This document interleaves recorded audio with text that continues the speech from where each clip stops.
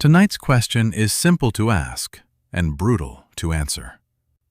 What actually wins wars? This debate is really about what a society must protect first when the costs are real. Behind the title sit power, principle, and the price of choosing the wrong standard. One answer leans toward indirect strategy, deception, and winning before battle. The other leans toward war as politics, friction, and decisive force. A cross-era military showdown on strategy, uncertainty, political purpose, and whether victory is won by outthinking violence or by mastering it. Listen carefully for the standard each side treats as non-negotiable. Watch which costs each thinker admits and which costs each tries to hide. This is not just about history.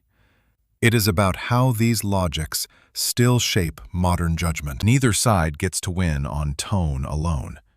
Each has to prove what its answer preserves. You are not here for slogans. You are here to weigh consequences, coherence, and courage. Before the arguments begin, let's meet the minds behind the collision. Welcome to When Great Minds Collide. Tonight's matchup is Sun Tzu versus Clausewitz. Sun Tzu tends to reason from indirect strategy, deception, and winning before battle. That means Sun Tzu will likely define the problem through a very particular moral lens. Clausewitz tends to reason from war as politics, friction, and decisive force. That means Clausewitz will measure success by a very different standard. Each side must answer the title question directly, not just attack the other speaker. Examples matter here, but standards matter more. Because standards decide what counts as success. Listen for where each side places the burden of proof and what each side treats as unavoidable. The sharpest moments usually come when a clean principle meets a dirty reality. At the end, tell us who made the stronger case and whose hidden costs bothered you most. Sun Tzu, you have the floor. I start from first principles, indirect strategy, deception, and winning before battle. Sun Tzu defines the standard so tightly that almost any other value starts looking secondary. If your answer ignores that standard, it will sound clever while producing the wrong world. The argument treats one kind of failure as decisive while undercounting every other kind. My opponent wants the benefits of order without paying the price of clarity about what matters most. I will show that the supposed realism of this answer is narrower than it first appears. I am not arguing for comfort. I am arguing for a framework that survives contact with reality. A durable answer has to protect more than the single instinct Sun Tzu keeps centering. The question is not whether my standard has costs. Every serious standard has costs. Once we widen the frame, the opening case looks less complete than advertised. The real question is whether the alternative hides even larger costs behind noble language. That opening sounds strong, but it hides what people would be forced to live under. My answer begins elsewhere. War as politics, friction, and decisive force. Clausewitz wants the moral upside of this answer without fully owning its institutional cost. If you define the problem the way my opponent does, you lock in the conclusion before the debate starts. The alternative case depends on assumptions that become fragile under pressure. A serious society needs more than one hard instinct dressed up as necessity. I will argue that a society built on that standard would eventually borrow from mine anyway. My opponent's standard may sound disciplined, but discipline alone does not make a framework just or wise. When the stakes rise, nice language cannot substitute for a harder account of what holds. I accept that every answer carries risk, but risk is not a reason to choose a narrower moral horizon. That is why the opening we just heard is less stable than it first appears. The better framework is the one that preserves what is human while still facing what is hard. That framing sounds humane, but it leaves crucial realities underexplained. My first principle is that the title question must be judged by what it protects at the deepest level.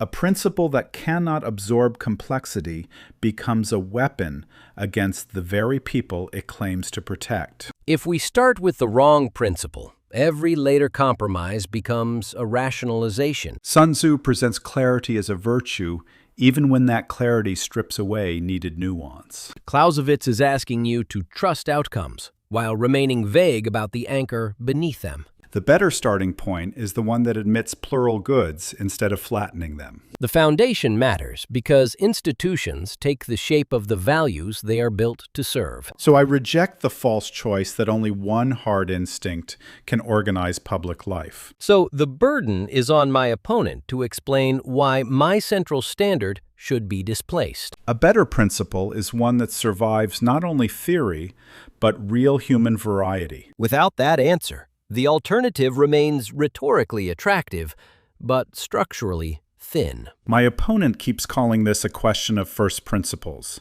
But first principles still need humane application. History is never just a scoreboard.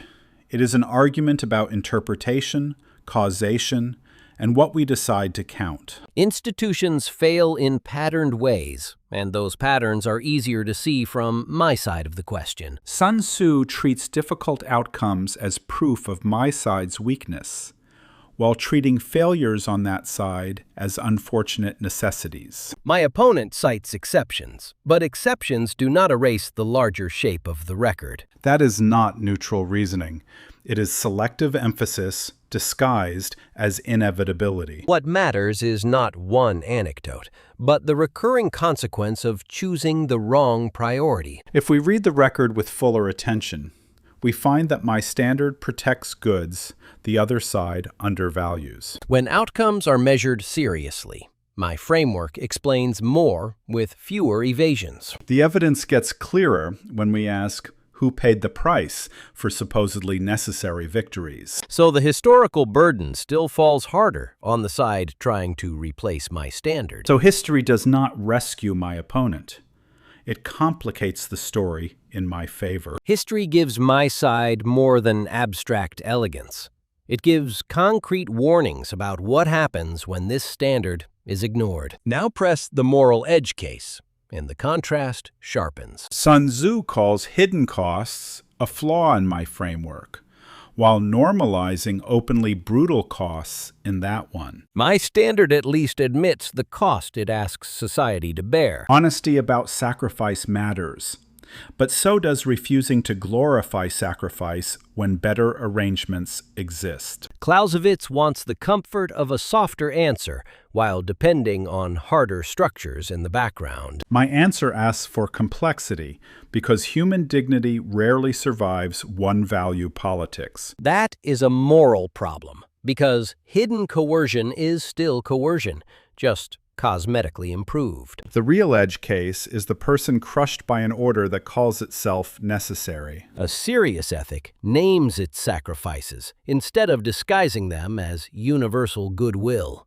On that ground, my framework remains more human without becoming naive. On the hardest cases, my answer remains painful but honest. The moral pressure test hurts your side too, and pretending otherwise does not make it cleaner. I will answer your question if you answer mine.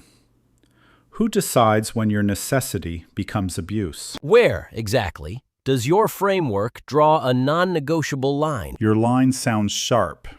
But sharp lines are exactly what cut living societies in ugly ways. If everything is contextual, what stops the strongest faction from defining context for everyone else? When your framework fails, it fails with authority, not merely with confusion. You say my answer is too hard. I am asking what keeps yours from becoming too soft to hold. You keep equating flexibility with weakness because rigidity flatters your style of argument. Name the cost your side is willing to pay instead of only listing the costs of mine. Name the people your answer marginalizes first, not just the order it claims to secure. If your principle needs my principle in the background, then your case is incomplete. If your principle cannot survive scrutiny without appealing to fear, that tells us something important. Let me ask directly. What happens when your preferred standard collides with the first real crisis? In closing, I ask you to judge this question by what endures when appearances fall away. My case has never been that my answer is painless. It is that it is truer to the real demands of the problem. Clausewitz offers important cautions, but not a stronger governing standard. When you strip away rhetoric, the title question still turns in my direction. If you care about durability, seriousness, and clear responsibility, my side has the stronger case. That is why I believe the future belongs to the standard I defended tonight. My closing point is simple.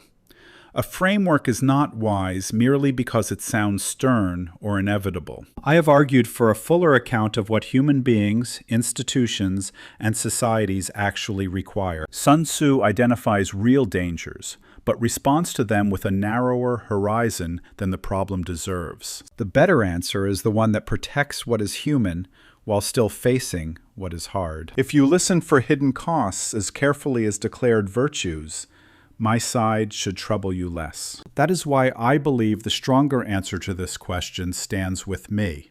So we return to the question, what actually wins wars? Sun Tzu made the strongest case when the debate turned toward indirect strategy, deception, and winning before battle. Clausewitz looked strongest when the debate turned toward war as politics, friction, and decisive force. What remains unresolved is the trade-off each answer asks you to accept. That is why this debate still matters far beyond the lives of these two thinkers. Modern institutions still inherit versions of both instincts, often without admitting it. Tell us in the comments who won and which standard you found harder to escape. Steelman the side you disagree with before you post.